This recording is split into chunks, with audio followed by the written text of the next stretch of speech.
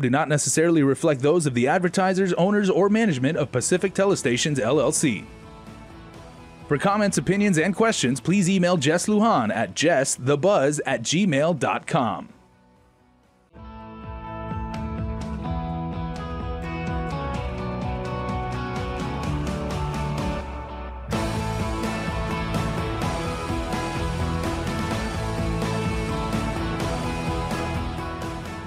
The Buzz with Jess Lujan.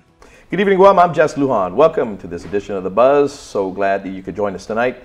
Again, my in-studio guest for episode number 2 is none other than, of course, our good friend, Senator Dennis Rodriguez Jr. Good evening. How are you doing this Good evening. How are you? Hey, how are they? Hey, I know last week we talked about, of course, the 10 bills that you introduced in regards to healthcare. But let me ask, before we go into that, okay? Things have changed since last week, okay, in regards to the makeup of a committee, the Rules Committee. And so can you take us to that? I'm sure people want to know the composition and all that at this point, because that's pressing. People are asking. We don't know how to answer that. You do, because you're a part of that. Sure. Thank you again. Thank you for having me here. Good evening to the people of Guam. Well, yes, what has happened is that there has become a vacancy in the chairmanship of the Committee on Rules. And so per our rules, the Speaker has taken the initiative to reorganize and appoint two chairpersons to head the functions of what used to be the Committee on Rules. We have now a Committee on Legislative Operations, which I chair, and the Committee on Rules, which handles bill referrals, and calendar, which is handled by our Legislative Secretary, Senator Regine Bisco-Lee. Now, let me go back a little bit, because when the Committee on Rules were first, the assignments first went out and voted on who were supposed to chair those committee and their vice. Now, you had a committee chair, okay, and you had a vice committee chair. So, when the committee chair, if the committee chair resigns or there's a vacancy, does that also vacate the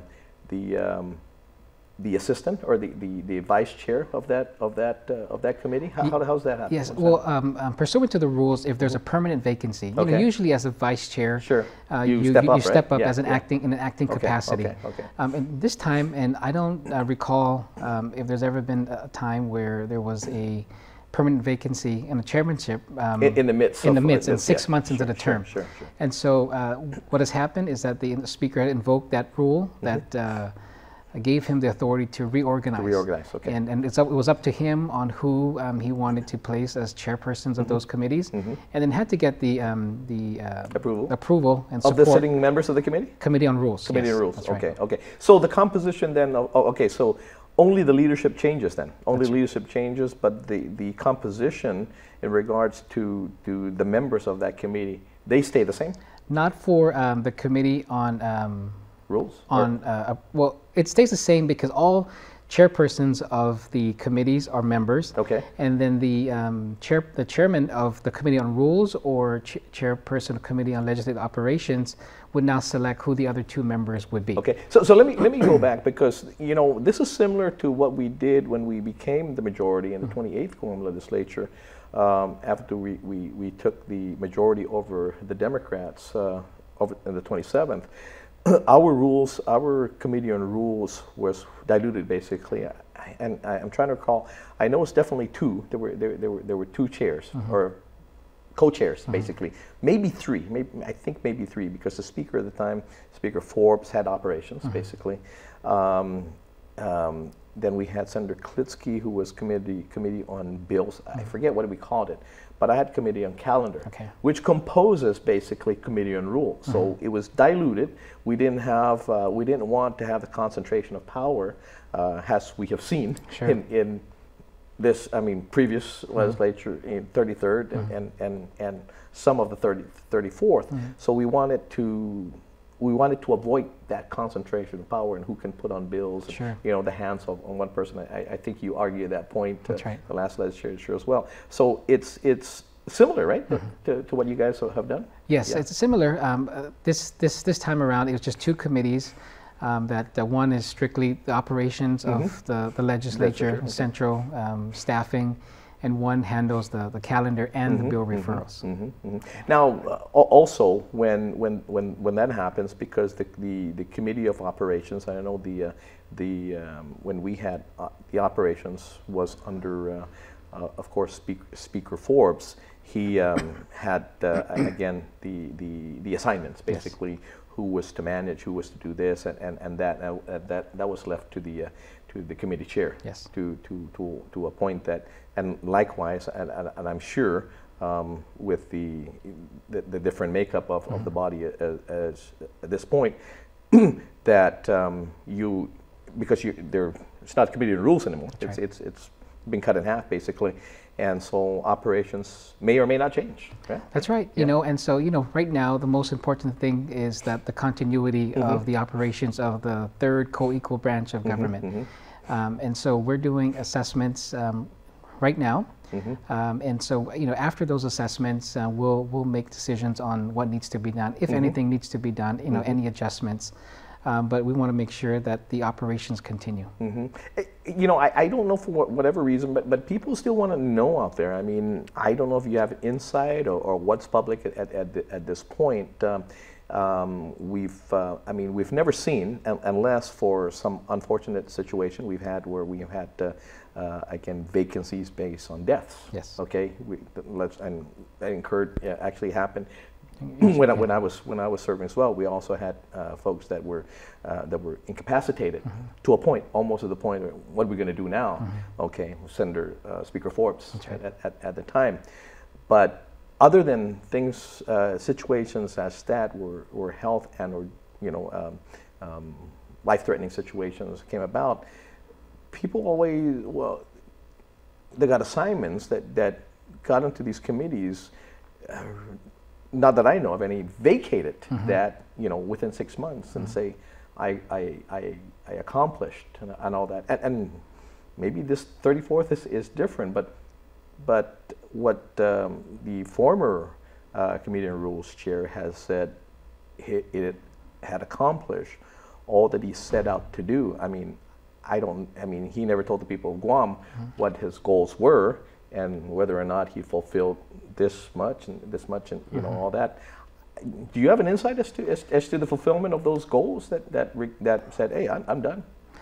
No, unfortunately not. I don't. I also had to step out for a presentation when the senator did give his brief extension remarks and essentially gave his official resignation. So I don't know exactly what the rationale behind it, but we have to deal with what we have now. We have still a year and 6 months left to go. Yeah. And to me, when we're elected, we're given 2 years at a time. That's the time that people of Guam give us. And at least for me, we take that and we work within that framework. And every day is a day to improve yourself and to do the work. So. And one of the reasons why I'm asking this, Senator, because I think there's bills out there whether to extend out the term 4 years versus 2 part-time or not, right? And so if a senator had accomplished all those goals in 6 months, maybe there's another way to look at this. Maybe rather than extending out to 4 years, or maybe even part-time, maybe in a 6-month basis. And I'm just wanting to say, I mean, if in fact goals were accomplished, goals were accomplished, and we want to know, voters want to know, these parameters, these goal settings, and things like that. And that way, we can I guess evaluate, our 15 senators and say, Senator Rodriguez, well, yeah, I think you accomplished this. You can go if you want.